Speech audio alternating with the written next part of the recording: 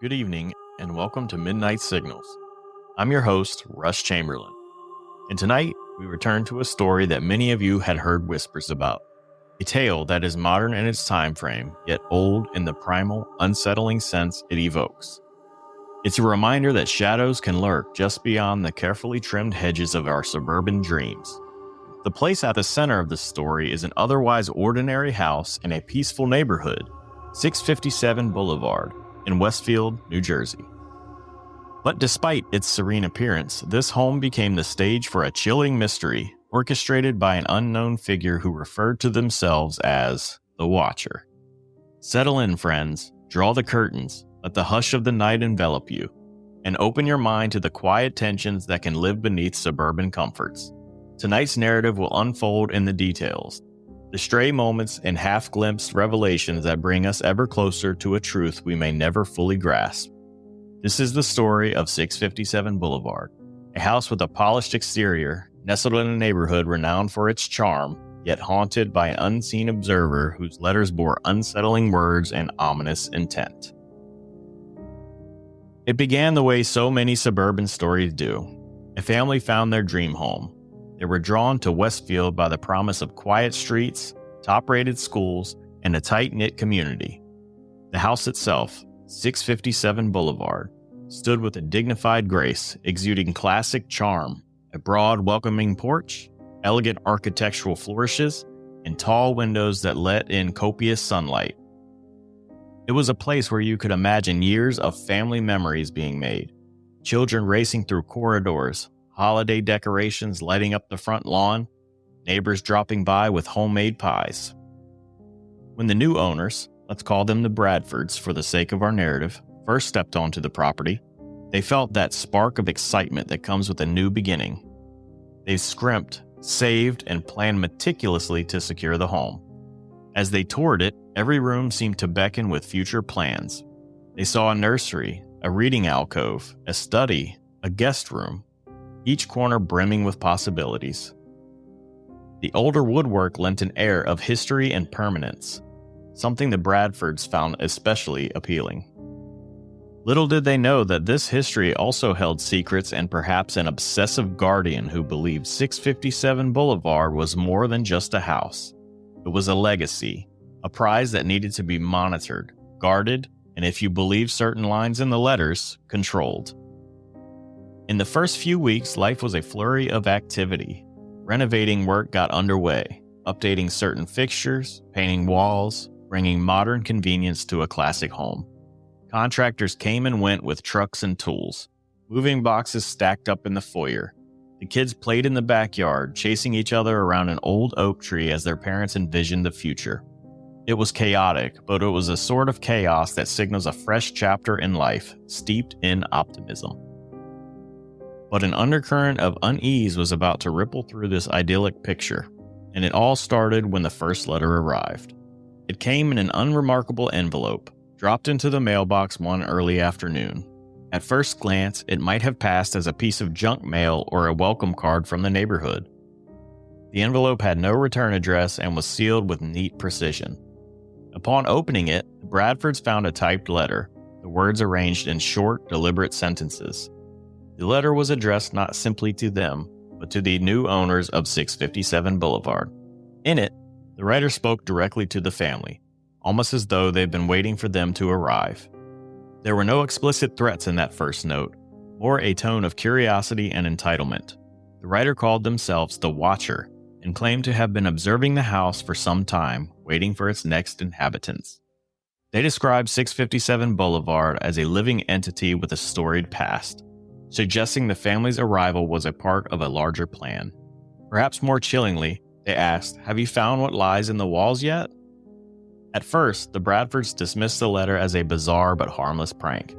They reasoned that in any community there might be an eccentric figure who fixates on a local landmark.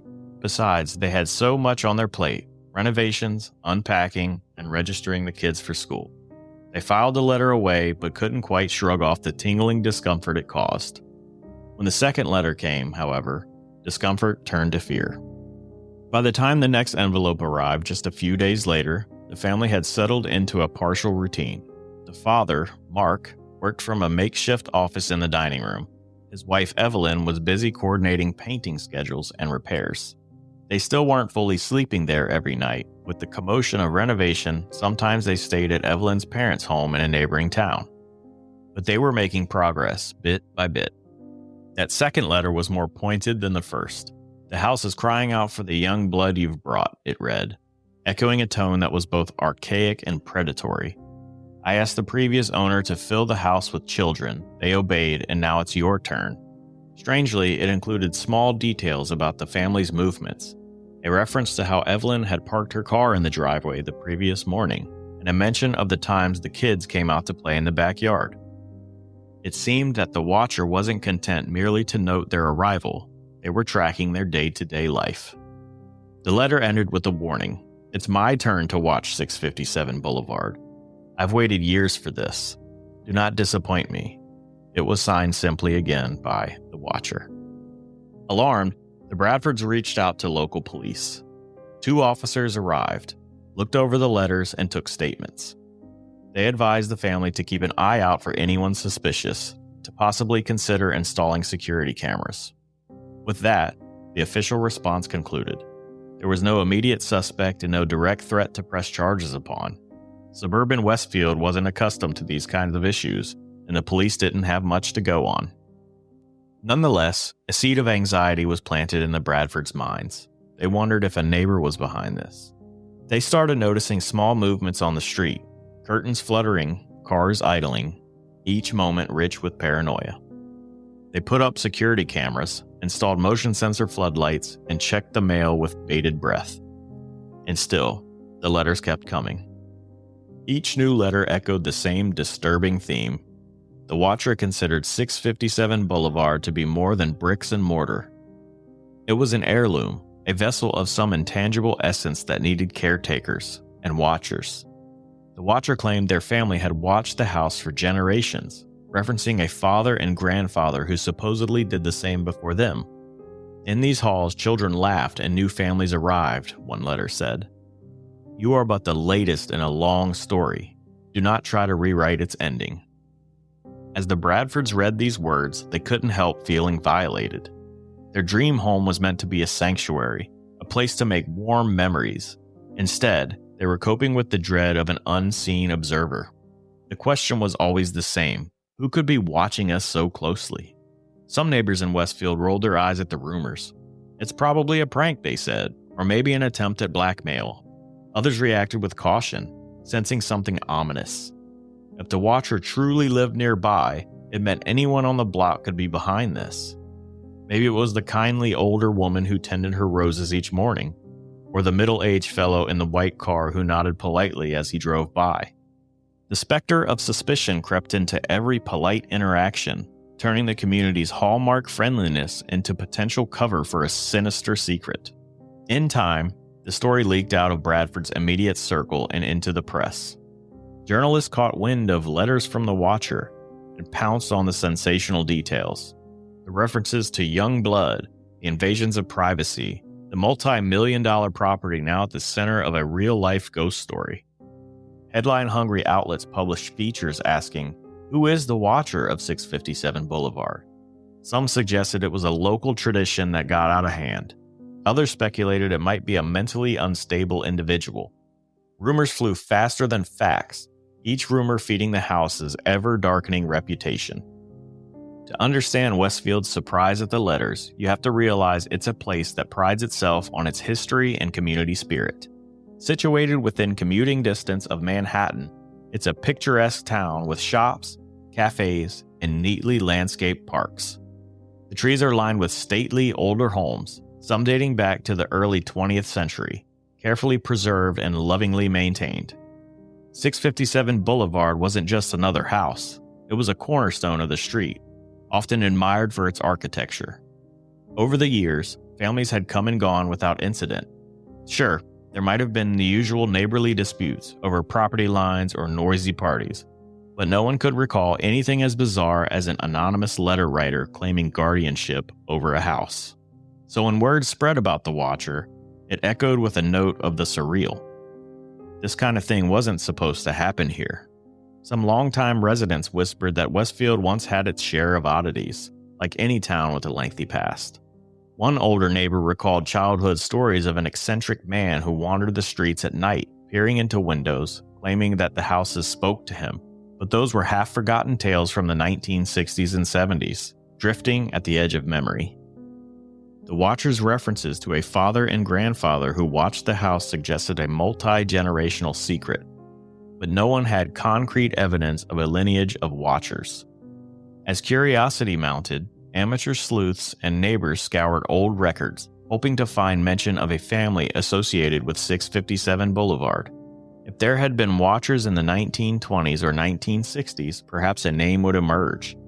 Yet the public archives revealed nothing definitive, no single family line that stuck to the property or hovered around it like a curse. Without any tangible leads, speculation lurked in half-lit corners.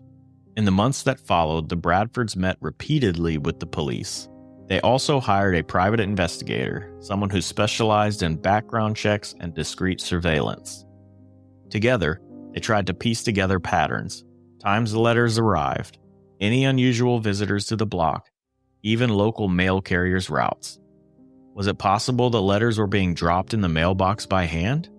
Or was someone mailing them from a post office in a neighboring town? One small break came when they noticed that some letters were postmarked from a sorting facility relatively close by, while others were postmarked elsewhere. It suggested either the Watcher traveled for work or had others mail the letters on their behalf. But again, there was no single suspect, no face on which to pin the blame. The investigators interviewed neighbors under the guise of casual conversation, gleaning small bits of intel. Who worked long hours? Who traveled often? Who strolled by the house at odd times? Yet each tip ended in a dead end. No one seemed to be a perfect fit. Meanwhile, the letters grew more threatening.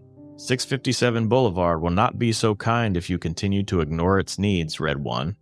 Your children are lovely. I look forward to knowing their names. Perhaps the house will whisper them to me. That mention of the children, so direct and unsettling, was a gut punch to the Bradfords.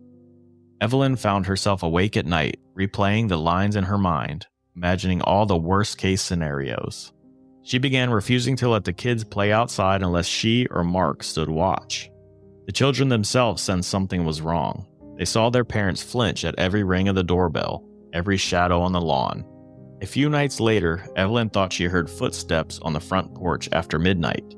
She woke Mark, but by the time he looked out the window, no one was there, or so he said, trying to reassure her.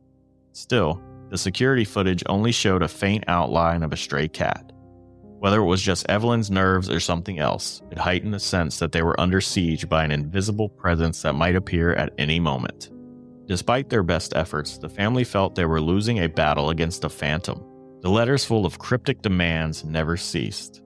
Some weeks they arrived twice in close succession. Other times, a month or two would pass in silence before the next chilling message dropped into the mailbox. Each letter chipped away at the family's resolve, making them question whether they could ever truly call 657 Boulevard home. As gossip swelled, Westfield found itself at the center of unwanted attention. Reporters from larger outlets staked out the block, hoping to snap photos or gather quotes from neighbors. People who'd lived on the streets for decades insisted they had no idea who could be responsible. More than one whispered that it might be someone with a personal grudge against the Bradfords, but that didn't make any sense. Why fixate on the house so obsessively, referencing its past owners and architectural changes? Others speculated that the Bradfords themselves were behind it, a kind of hoax or strategy to renege on the purchase. Some neighbors pointed out that the cost of renovations had ballooned and maybe the family wanted out from an expensive mortgage. But when local law enforcement arrived to review these theories, they found no evidence the Bradfords had anything to gain. Their financial documents were in order, and no one invents a twisted stalker just to sabotage their own dream home, at least not without leaving more obvious clues. Tensions mounted, not only for the Bradfords, but for everyone on the street. Imagine living one house over, or across the road, never knowing if the person next door suspects you of writing the letters. After all, the Watcher was presumably local, a keen observer of daily routines. Friendly waves became stiff and formal. cookouts and block parties fizzled. Trust eroded as the months crept on. One neighbor, a middle-aged woman who had lived there for over 20 years, recalled seeing a peculiar figure passing by 657 Boulevard around 11 p.m. multiple times. She mentioned this to the police, just a shape in the darkness, often wearing a hooded jacket. Was it the same person each time? She couldn't say. She only knew it wasn't someone she recognized. This lead also went nowhere. The only real conclusion was that someone walked at night in that part of the town. Hardly a crime, and nothing that directly tied back to the letters. Few outside the family truly grasped the psychological toll the ongoing harassment exacted. For Mark and Evelyn Bradford, the dream had soured into a fog of anxiety. They'd sunk their savings into the down payment, uprooted their children from another community, and pinned their hopes on this grand historic property. Now, they felt more like intruders than owners. Every corner, every creak in the floorboard seemed to hold the question, is this house rejecting us? Or is someone using the house's reputation to push us out? Their children, too young to fully comprehend the situation, sensed the dread. They overheard snippets of conversations about the scary letters or someone's watching us. They had nightmares about lurking strangers. Family dinners became subdued, overshadowed by talk of legal options, security improvements, or the possibility of moving again, something they could hardly afford so soon. Mark took to pacing the upstairs hallway at night, peering out the second-floor windows, scanning the street below for any signs of an observer. The security cameras sometimes captured flickers, a passing car's headlights, a raccoon darting by, but never a clear figure scribbling notes or dropping letters in the mailbox. Evelyn developed a habit of double-checking every lock in the house before bed, then checking them again after midnight if she happened to wake up. In a desperate attempt to find peace, they considered never actually moving in full-time. The renovation stalled to a slow crawl, overshadowed by the question, what's the point if we're not safe here? They spent nights at Evelyn's parents' house more often than not, almost treating 657 Boulevard as a cursed property they only visited in daylight hours. But the mortgage was real. The bills had to be paid, and the house's presence loomed over them. Walking away entirely would be a financial disaster. Could the letters be leveraged in some legal capacity to break the purchase agreement? Their lawyer advised caution.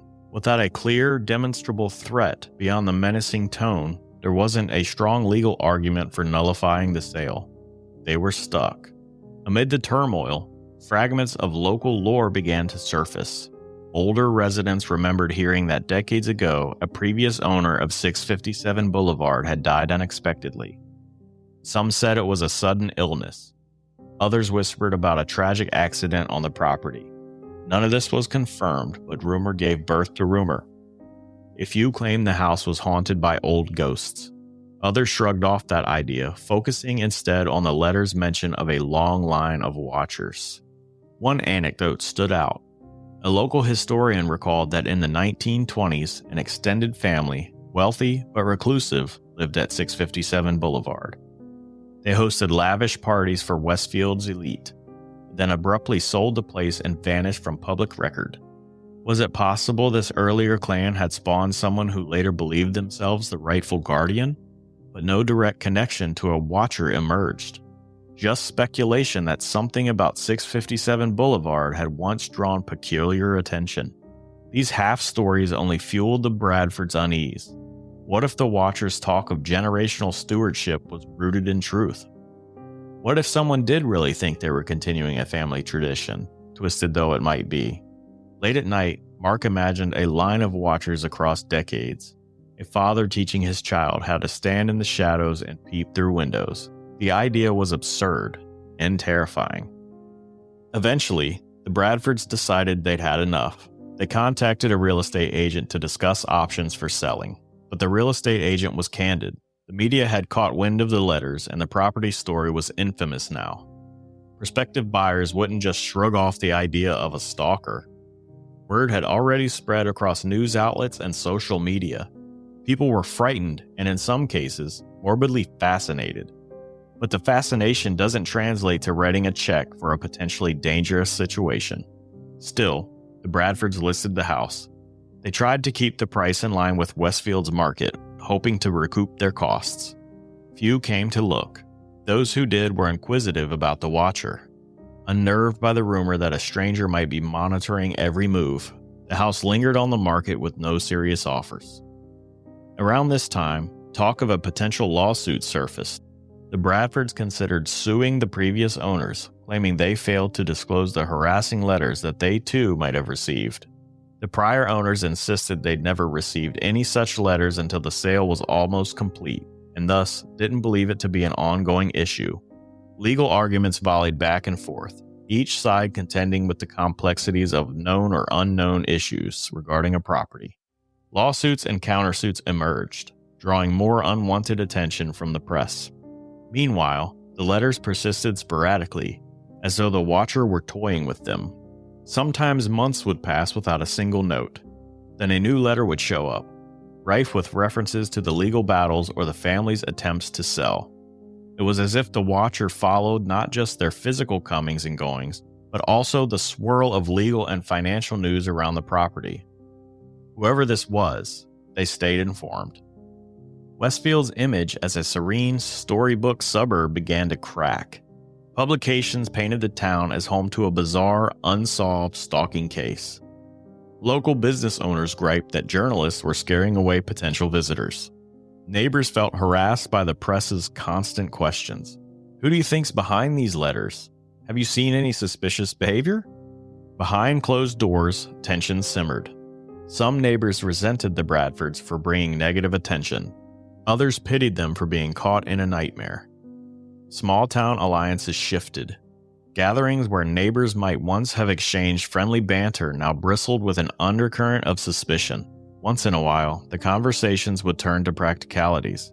If the watcher was truly local, how did they remain invisible? Why did none of the security cameras capture a clear image? Perhaps they delivered the letters at night when no one was around, or simply dropped them in a public mailbox miles away. The watcher seemed cunning, always a step ahead. Speculative theories abounded. Some neighbors theorized the watcher was an older person who rarely left their home, watching through binoculars all day. Others guessed it might be a bored teenager indulging in a sadistic prank. Another camp believed it might be the work of an emotionally disturbed person who once lived in the house, but no single theory answered all the questions. After a while, the Bradfords felt caught in an endless loop. They tried to keep their heads above water, financially and emotionally. Eventually, they made a painful decision to not move into 657 Boulevard at all. They still owned it, paid for the utilities, kept the lawn mowed, and maintained insurance, but it stayed largely vacant, a beautiful shell haunted by an intangible menace. Neighbors would see Mark or Evelyn stop by occasionally, perhaps to pick up mail or let a contractor in for minor repairs. The lights would turn on for a few hours and then go dark again. It was as though the house had become a monument to thwarted hopes, standing silent at the end of a leafy street. People drove by out of curiosity. Some slowed down, rolled down their windows, and peered at the porch, half expecting to see a hooded figure staring back. Others walked the sidewalk at dusk, feeling a shiver when they passed under the glow of the street lamps near 657. "That's the Watcher house," they whispered, as if speaking too loudly might invite a letter of their own. Not all mysteries last indefinitely, but the letters from the Watcher have remained an open question for years.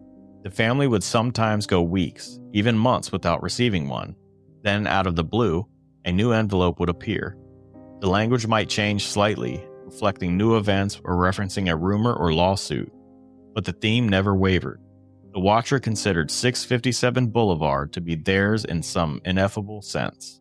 Like a horror story set in the 21st century, it reminded everyone that not all hauntings need the supernatural. Sometimes, human obsession can be more terrifying than any specter. Stories spread of people who visited the property late at night on a dare. Teens spurred by social media, perhaps. A few snapped photos, posted them online, fueling rumors.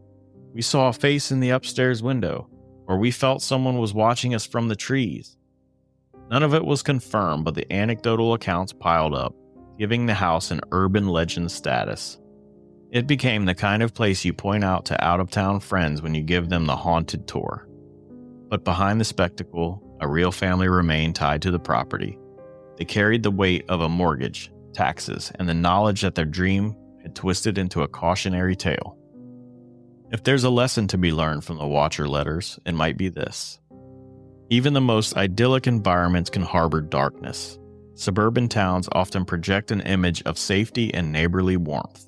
But behind closed doors, behind polite smiles and clipped hedges, who can truly say what's lurking in another person's mind? The identity of the Watcher remains hidden. The local authorities' file is still open, but has become dormant. No arrests have ever been made. From time to time, a new theory surfaces. A genetic test here, a suspicious statement there. Yet none have provided the definitive answer. Some neighbors quietly wonder if the Watcher has passed away or moved on, possibly too unwell or too elderly to continue their twisted campaign. Others fear that the Watcher merely lies in wait, biding their time until someone else tries to make a permanent home of 657 Boulevard. At this point, the house stands as a symbol of unresolved tension. If you were to drive by during the day, you might see a stately facade with tidy landscaping. You might think nothing of it, just another pretty property in a well-heeled neighborhood. But come dusk, when the shadows lengthen and the quiet intensifies, you might sense a different energy there, as though the house itself is aware of its story, bearing silent witness to the watchers and the watched. Why does a story like this continue to grip us? Perhaps it's the notion that we can't fully banish the specter of the unknown. The Watcher's letters slice through suburban order, reminding us that unpredictability and obsession can thrive anywhere. Next door, across the street, or even inside our own minds. Home is supposed to be our safest space, yet 657 Boulevard proves that safety can unravel under the gaze of an unseen threat. Sometimes a locked door and drawn curtains offer little comfort when a stranger claims your home is their ancestral calling. And it resonates on a deeper level too. How fragile is our sense of belonging when one malicious presence can uproot it so thoroughly? In the swirl of theories, lawsuits, heartbreak, and half-answers, a single truth emerges. 657 Boulevard isn't just a house. It's become a symbol, a testament to how a single person can manipulate fear, sow suspicion, and erode the peace of an entire community. The Watcher wrote letters, simple pieces of paper with words typed out. Yet those letters carried a force that broke illusions and shattered trust. And so we arrive, dear listeners, at the end of tonight's exploration into the saga of 657 Boulevard. We've navigated the anxious beginnings, the ever-growing dread, the speculative fervor of a community, and the heartbreaking realization that sometimes we can't shake off the Watchers who claim stake in our lives. The house continues to stand, and the Watcher's identity remains unknown, an open question that might never be conclusively answered. Before we part ways, consider one final image. It's late, and the street is quiet. The moon hangs over Westfield's stately homes, illuminating shingles and shutters in silver light. A gentle breeze rustles the leaves of an ancient oak tree. Down the block, 657 Boulevard stands beneath a glow cast by a single porch light.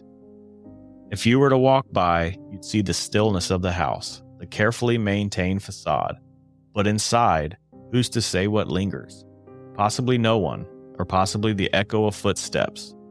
In a top floor window, a curtain might shift. You tell yourself it's just the wind. Or perhaps you feel a slight prickle on the back of your neck, the sense of an unseen gaze following your every move. That is the weight of the Watcher's legacy, an unsettling hush that clings to a property, a silence that raises questions you can't quite articulate.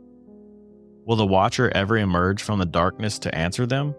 Or will 657 Boulevard remain forever caught in the grip of a faceless presence, an eternal question mark in the heart of suburban calm? Thank you for joining me tonight on Midnight Signals. I'm Russ Chamberlain, and this has been our journey into a very real and very baffling modern mystery. As you turn off the lights tonight, consider the Watchers in your own life. Are they merely neighbors and friends? Or could there be someone lurking at the edges of your routine, their eyes quietly tracing your every movement? We prefer not to think about it, but every so often, a story comes along to remind us that the unknown might be closer than we'd like. Take care, dear listeners, and stay safe. Keep your doors locked, and if you ever receive a letter that sends a cold shiver up your spine, remember the family at 657 Boulevard. You never know when a quiet suburban street might harbor a secret or two. Until next time, may your nights be peaceful and your watchers, if any, be nothing more than a faint shadow of your imagination.